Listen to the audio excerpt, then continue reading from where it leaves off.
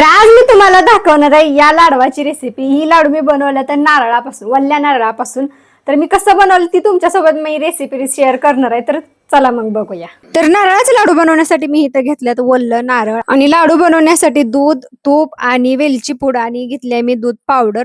तर आता मला बनवायचा ह्या नारळाचा किस। तर पहिल्यांदा का नाही मी सगळं नारळ सोलून घेणार आहे आणि इथं मी सगळी साल चाकून काढल्यामुळे माझा हात असला दुखत होता का नाही, बोलायचं काम नाही। आणि ही साल मी ह्याच्यासाठी काढते का लाडू एकदम पांढरा शुभ्र होऊ द्या म्हणून, नाहीतर हे असं जरी ठेवलं तरी चालतंय। मग काय सगळी साल अशी मस्त काढून घेतली आणि एका वाटीची जशी साल काढली ना तशीच मी सगळ्या नारळांच्या वाट्यांची साल काढून घेतली।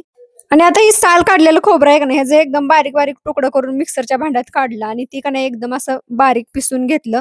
आणि पिसलेलं खोबरं आहे का नाही एका ताटात काढून घेतलं आणि सगळंच मी खोबरं एकदम असं बारीक वाटून घेतलं। आणि नंतर गॅसवर कढई ठेवली आणि ती तापल्यानंतर का नाही त्याच्यात तूप घातलं आणि भरपूर असं तूप घातलं मी, कारण लाडू का नाही असं तुपाट लागतात मस्त असं। आणि कढईत आपल्याला त्याच्यामुळे तूप पण लगेच वितळलं। नंतर मी जी नारळ बारीक केला होता का नाही ते सगळा मिक्स केला त्या तुपात आणि फक्त का नाही आपल्याला त्याच्यातलं पाणी आटवून घ्यायचंय नारळातलं, कारण वल्ल्या नारळात भरपूर पाणी असतं आणि त्याच्यामुळे का नाही पूर्ण जोपर्यंत खोबरं सुक्क होत नाही का नाही तोपर्यंत परततच राहायचं। आणि इथं माझं खोबरं परतून का नाही सगळं त्याचं पाणी आटले आणि आता मी टाकणार आहे ह्याच्यात साखर। आपल्याला जेवढं गोड पाहिजे का नाही तेवढीच साखर टाकायची। मी तेव्हा साखर टाकून का नाही मस्त असं परतून घेतलं आणि साखर आणि खोबरं मिक्स करून झाल्यानंतर मी त्याच्यावर झाकण ठेवलं आणि थोडा वेळ का नाही साखर जोपर्यंत विघरत नाही तोपर्यंत ते झाकून तसंच ठेवलं। आणि आता मी ह्याच्यात टाकणार आहे दूध पावडर आणि दूध पावडर टाकल्यानंतर मी लगेच इथं दूध पण टाकून घेतले आणि मी काही जास्त ह्याच्यात दूध टाकलं नाही। मी एक वाटी दूध घेतलेलं तर ते अर्धी वाटीच मी दूध घातलं आणि नंतर का नाही सगळं असं मिक्स करून घेतलं आणि हे मी थोडा वेळ का नाही फुल गॅस वरती का नाही असं मिक्स करून घेतलं आणि नंतर का नाही मी थोडा वेळाला झाकून ठेवलं, एक 5 मिनिटासाठी झाकलं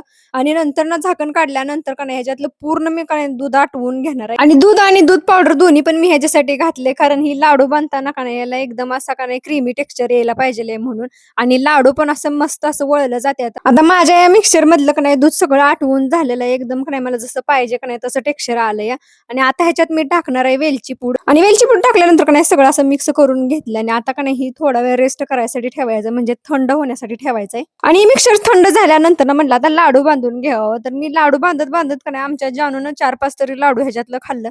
मी एकदम बारीक साईजचं लाडू बांधत होती, कारण सगळ्यांना पुरायला पण पाहिजेत होतं। तर रेसिपी आवडली तर नक्की लाईक करा आणि प्लीज माझ्या चॅनलला सबस्क्राईब करा।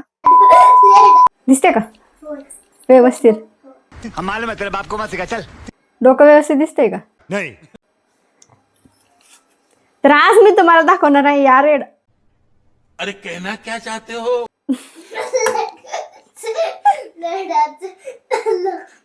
वाह क्या सीन है, वाह क्या सीन है। लाडवाच म्हणायचं।